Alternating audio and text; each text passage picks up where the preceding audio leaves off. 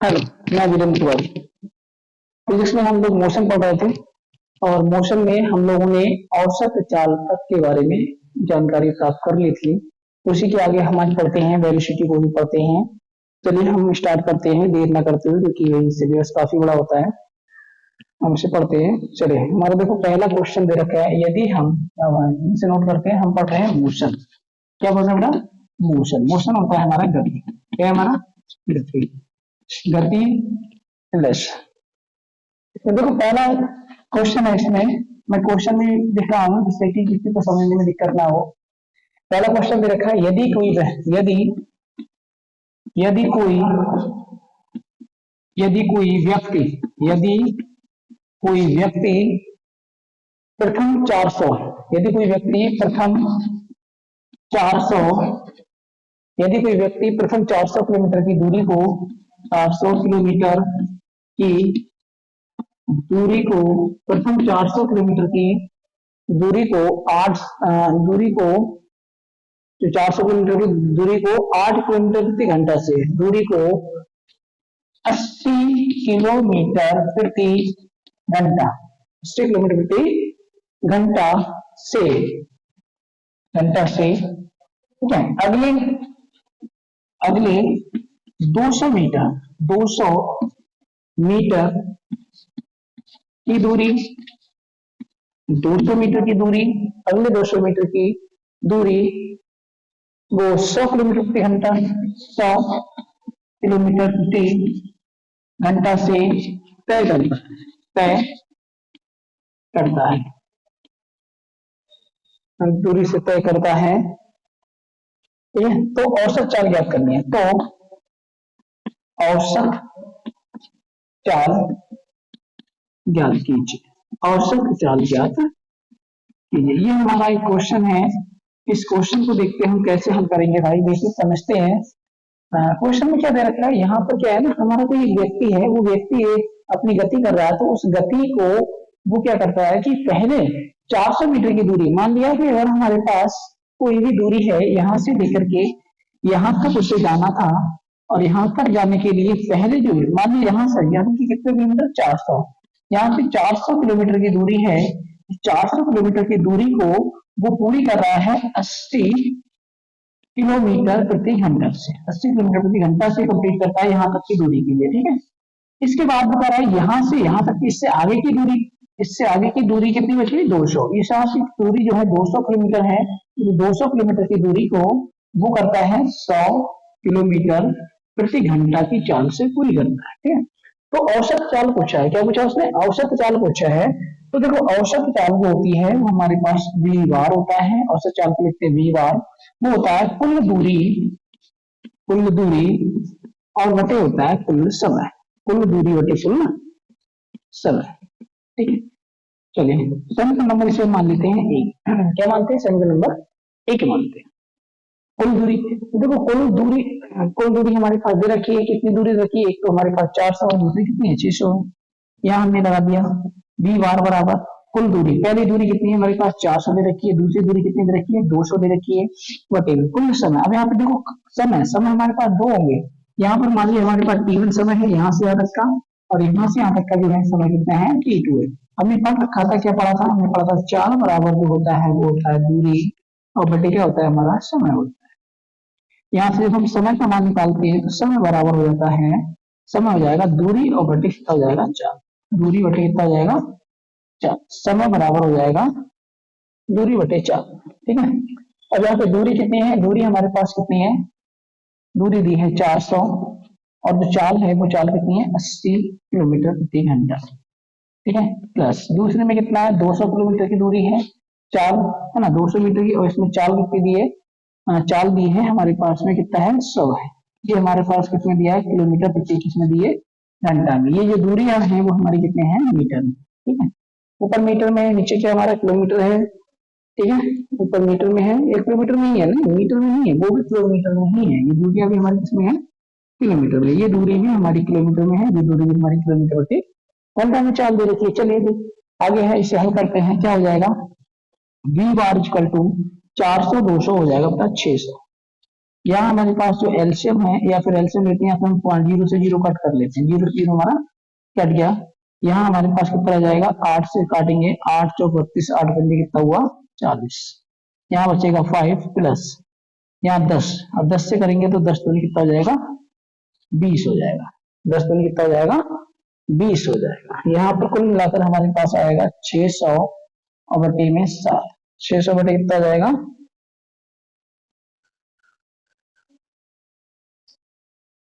600 बटे कितना आ जाएगा हमारे पास 7 आ जाएगा, 600 बटे कितना आएगा हमारा 7, है ना। हाँ जी देखते चलिए इसका मात्रक हम थोड़ा कट कर लेते हैं।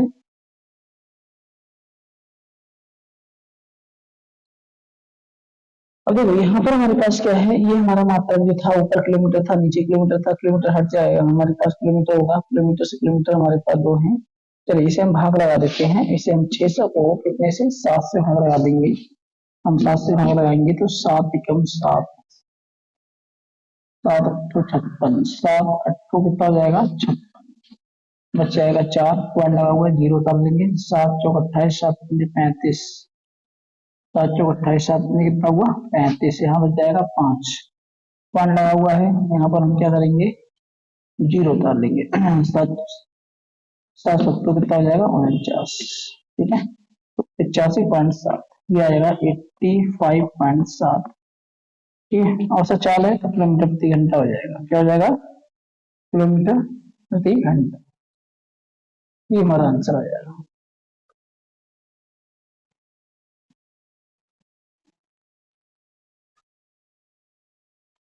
चलिए अगला सवाल देखते हैं।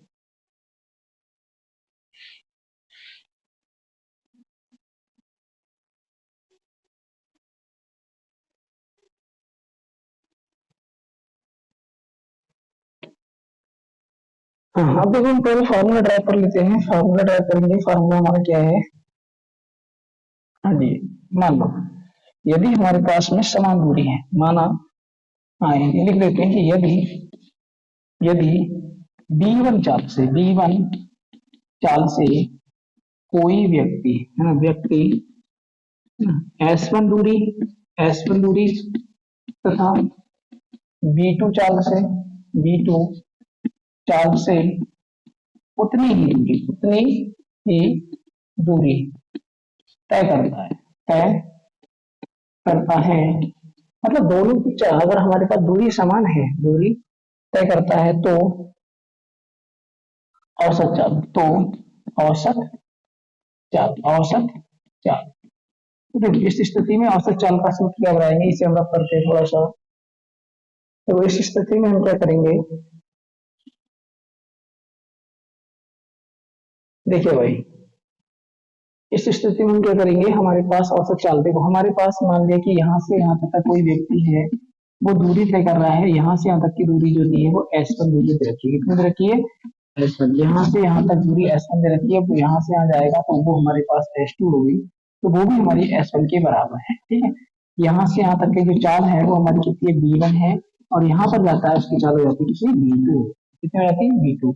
अरे यहाँ पे समय जो है वो हमारा कितना है T1 है, यहाँ पे समय हमारा कितना लग रहा है, वो हमारा कितना लग रहा है T2, है T1 और T2 समय लग रहा है। चलिए हम देखते हैं, हमारे पास जो सूत्र होता है औसत चाल का, क्या का औसत चाल जो औसत चाल होती है वो हमारी होती है, क्या होती है कुल दूरी और बटे होता है कुल समय, कुल दूरी बटे कुल समय, उसी से हम बनाते हैं इस फॉर्मूले को। फॉर्मूला हमारा किस तरह का बनेगा, देखो औसत चाल को हम डी बार से लिखते हैं, कुल दूरी हमारे पास S1 प्लस का S1, इसका मतलब हो जाएगा S और S हो जाएगा 2S, S और S कितना हो जाएगा 2S हो जाएगा बटे में B, है ना। यहाँ पे देखो यहाँ पे कुल समय है, तो समय बराबर भी हमने देखा था, समय बराबर जो होता है क्योंकि चाल बराबर जो होती है B बराबर चाल S बटे T होता है, तो T बराबर हो जाएगा S upon B, S upon कितना हो जाएगा B हो जाएगा। तो यहाँ पर हमारे पास कुल समय है, तो यहाँ T1 का जो मान आएगा कुल समय, तो T1 प्लस T2 हो जाएगा, T1 प्लस T2 ना, यहाँ पे T1 प्लस कितना हो जाएगा T2 हो जाएगा। इसे हल करेंगे तो B बार बराबर यहाँ पर हमारे पास कितना है T1 है S1, यहाँ आ जाएगा 2S, कितना आ जाएगा यहाँ पर 2S आ जाएगा, ठीक है ना। यहाँ पर S T1 का मान कितना है, T1 का मान हमारे पास हो जाएगा S बटे बी एस बटे बी वन प्लस एस बटे बी टू। ठीक है, इसे हल करेंगे तो ये आ जाएगा 2s बटे, यहाँ पर आएगा b1 इंटू कितना आ जाएगा b2, b1 इंटू b2, यहाँ जाएगा b2, यहाँ से s कॉमन हो जाएगा b2s और प्लस का s b1। ठीक है, इसे आगे हल करेंगे। देखो यहाँ से नहीं, हम थोड़ा इधर जाते हैं। कितना हमारे पास v बार इक्वल टू क्या आ जाएगा ऊपर 2s अपॉन में क्या आएगा b2s और प्लस का s b1 और अपॉन में हमारा रह जाएगा कितना b1 इंटू क्या रह जाएगा b2 रह जाएगा। b बार इक्वल टू हमारे पास यहाँ का 2s है, यहाँ से हमने s को बाहर कॉमन ले लिया, यहाँ बच गया b2 प्लस का कितना बचेगा b1 और बटे में b1 प्लस का b2 into b2। S S हमारा कट जाएगा तो b बार बराबर जो आएगा औसत चाल जो आएगी वो आएगी 2 बटे b2 प्लस b1 है ना, और ये जो मान है ये ऊपर पहुंच जाएगा तो हो जाएगा b1 इंटू b2। ये सूत्र बन जाता है कब, जब दूरियां दोनों समान होती हैं और अलग अलग चालों से, अगर वो समान चाल हो या अलग अलग चालों से चलता है तो वहां पर हमारा ये फॉर्मूला आ जाता है। ठीक है, चलिए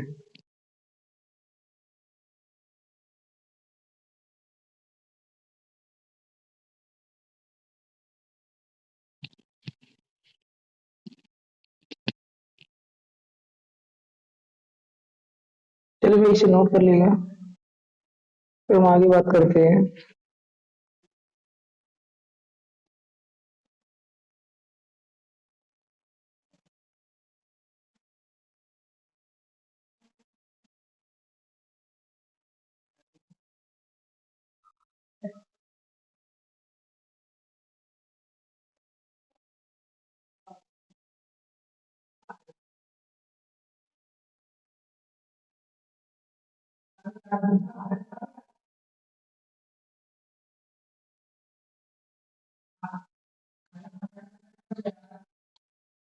चलिए अब विषय करते हैं, अगला सवाल देखते हैं।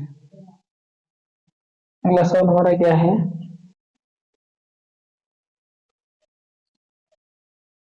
देखो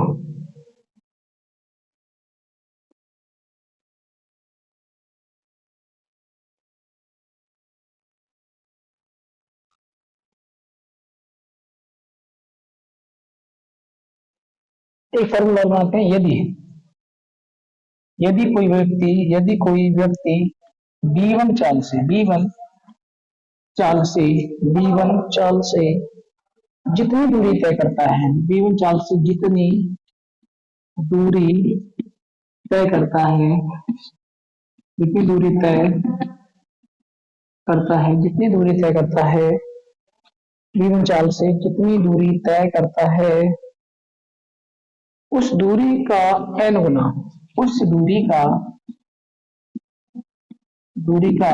n गुना, उस दूरी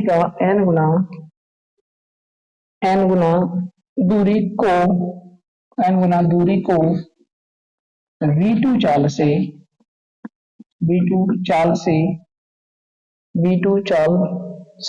तय किया जाता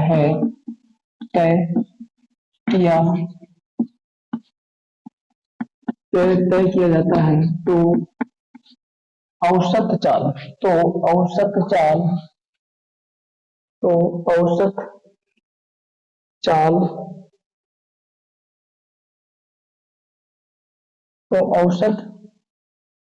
देखो औसत चाल के लिए हम सूत्र क्या बनाएंगे, तो औसत चाल के लिए, ठीक है, तो देखो कोई दूरी है उसके n गुना दूरी b2 चाल से तय किया जाता है, n गुना दूरी, ठीक है, n गुना। मान लो यदि हमारे पास कोई व्यक्ति है, वो यहाँ पे खड़ा हुआ है और इसे यहाँ से यहाँ तक तय करनी है दूरी को, ठीक है।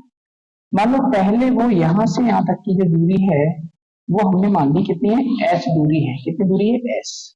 यहाँ से यहाँ तक की जो चाल है वो कितनी हमारी b1 चाल है, कितनी चाल है b1, तो कह रहा है b1 चाल से जितनी दूरी तय करता है, ये मान लो b1 चाल से यहाँ तक की वो दूरी तय कर लेता है, ठीक है, यहाँ तक की दूरी को तय कर लेता है, उस दूरी का n गुना। अब ये जो दूरी है इसका n गुना, यहाँ से यहाँ तक की दूरी है वो हमारी 2n है। कितनी है? ns है। कितनी है हमारी?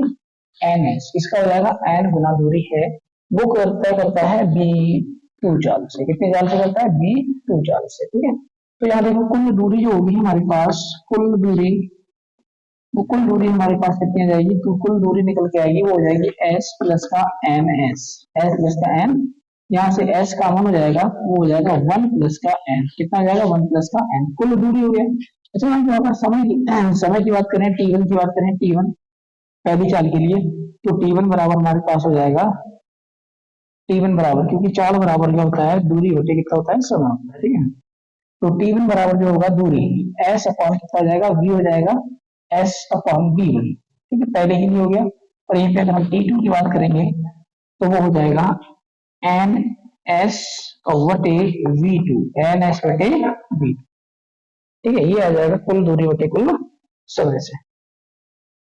ठीक है, हम फॉर्मूला इसका बना रहे हैं। तो औसत चाल, हमारे पास कोई औसत चाल सूत्र होता है, वो होता है कुल दूरी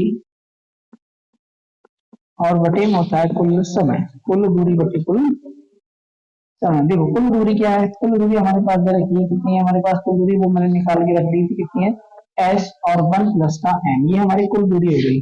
कुल समय हमारा कितना होगा बेटा? t1 प्लस का कितना हो जाएगा? t2 हो जाएगा, t1 प्लस का t2। यहाँ पर हम देखते हैं s बाहर हो गया, यहाँ आ गया 1 प्लस का n रह गया, अंदर हमारे पास कितना है?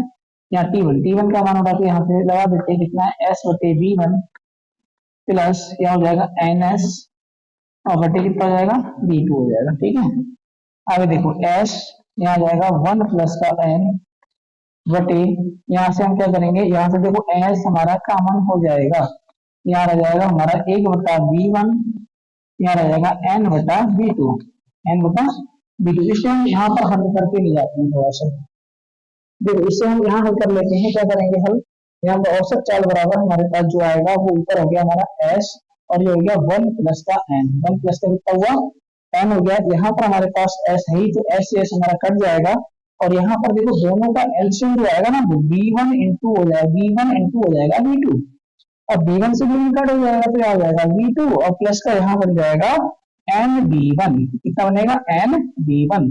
तो कुल मिलाकर जो आएगा वो आएगा n प्लस का 1 बटे, है ना, ये आ जाएगा v2 और प्लस का n v1, n v1, ये कहाँ जाएगा? v1 into v2। ये औसत चाल का सूत्र हो जाएगा, हमारे पास निकल के आ जाएगा औसत चाल का फॉर्मूला। ठीक है, ये औसत चाल का सूत्र निकल के आ जाता है। इसी फॉर्मूले के द्वारा हम लोग बहुत सारे सवाल करेंगे। n गुना दूरी वगैरह तय करता है, तो वो होता है n प्लस का 1 v1 into v2 n2 plus का n v1।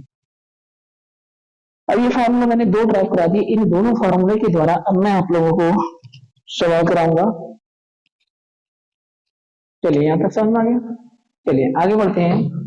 अब हम सवाल कराते हैं बेटा। पहला सवाल है, सिर्फ करते हैं, ठीक है, देखते रहो ना। ठीक, चलिए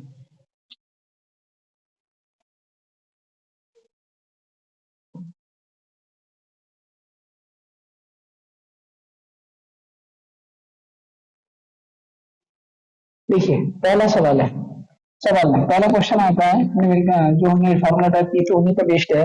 लिखा है यदि यदि कोई व्यक्ति यदि कोई व्यक्ति यदि कोई व्यक्ति यदि कोई व्यक्ति 30 किलोमीटर प्रति घंटे की चाल से, कोई व्यक्ति 30 किलोमीटर प्रति घंटा की चाल से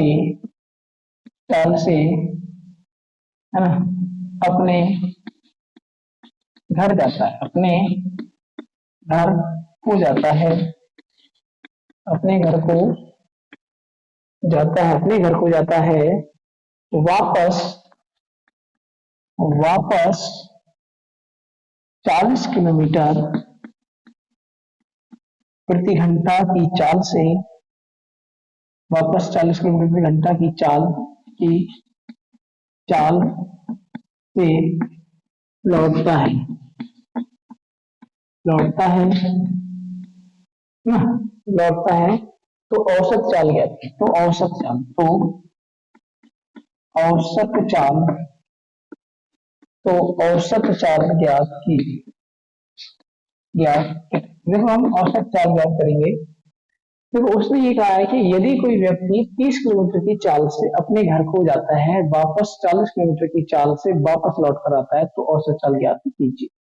कहने का मतलब ये है कि यहाँ से कोई व्यक्ति यहाँ था, यहाँ पर मान लिया अगर कहीं भी मान लो वो मंदिर में खड़ा है, कहाँ खड़ा है, मंदिर के पास में खड़ा है, और मंदिर से वो कोई चीज भूल गया था अपने घर से लाना, तो अपने घर पे वापस जाता है वापस।